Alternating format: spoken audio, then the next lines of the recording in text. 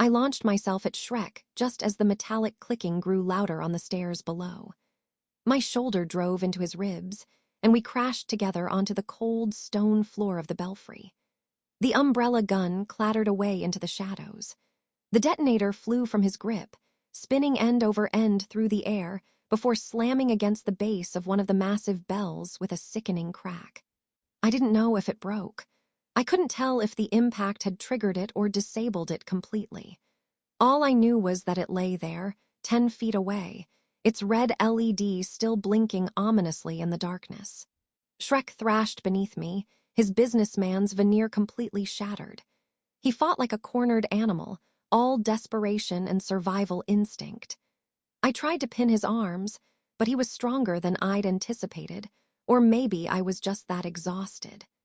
My body screamed in protest, the price of using the Dream Angels twice already weighing on me like lead in my bones. That's when I heard it, the rhythmic thwup-thwup-thwup of helicopter rotors cutting through the winter air. A spotlight blazed through the belfry's archway, momentarily blinding me. I squinted against the harsh white light and saw a black helicopter hovering 20 feet from the tower's edge. A rope ladder unfurled from its side door, swaying in the downdraft. No! I tightened my grip on Shrek's collar, but he drove his fist upward into my throat. The world exploded in white-hot agony. I couldn't breathe, couldn't scream, could only gasp as my windpipe seized. My hands instinctively released him to clutch at my neck.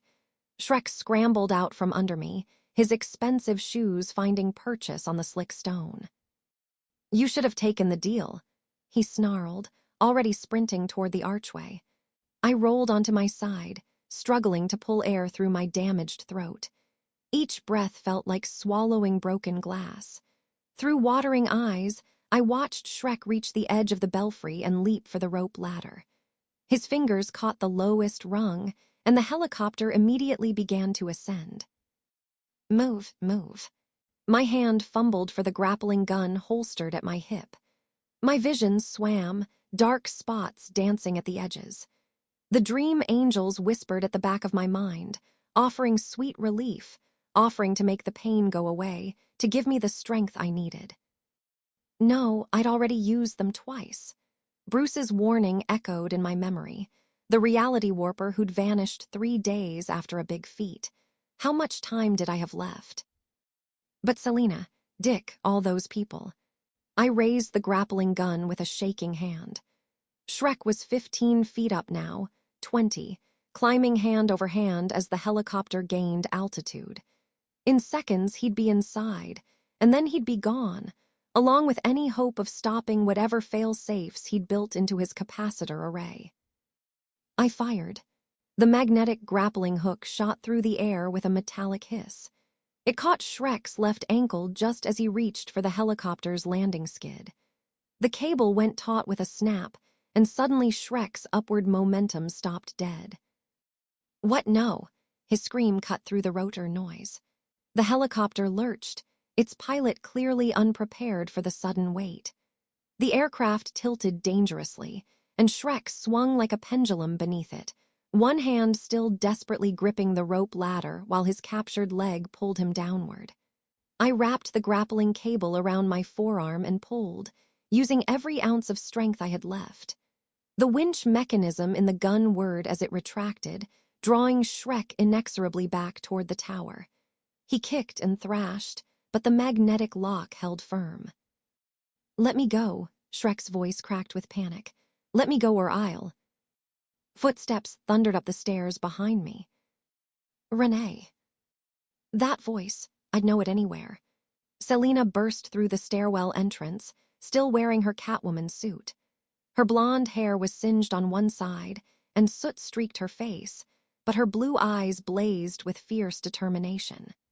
She took in the scene in an instant, me on my knees, barely holding the grappling cable, Shrek dangling between the tower and the helicopter, the Joker's prone form bleeding out near the bells. "The detonator," I managed to rasp, jerking my chin toward where it lay against the bell's base. "I don't know if it's broken." Selina's gaze snapped to the device, then back to Shrek. her jaw set in a hard line.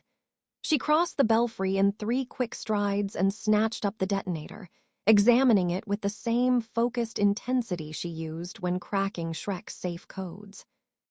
"The casing's cracked," she said, her voice tight. "But the LED is still active. The circuit might still be live." Shrek had stopped thrashing. He hung there, suspended between earth and sky, his face purple with rage and terror. "You can't stop it," he screamed up at us. "Even if you break that detonator, the capacitors are set to overload automatically in 15 minutes. The only way to stop it is to input my personal access code at the main terminal." Of course he'd have a contingency. "What's the code?" Selina demanded, leaning over the edge. Her whip was already in her free hand. Shrek laughed, a brittle manic sound. "Go to hell, cat." The helicopter pilot, apparently deciding his passenger wasn't worth dying for, began to pull away. The rope ladder swung wildly, and Shrek lost his grip. For one terrible moment, he hung by nothing but my grappling cable, 70 feet of empty air beneath him. He screamed.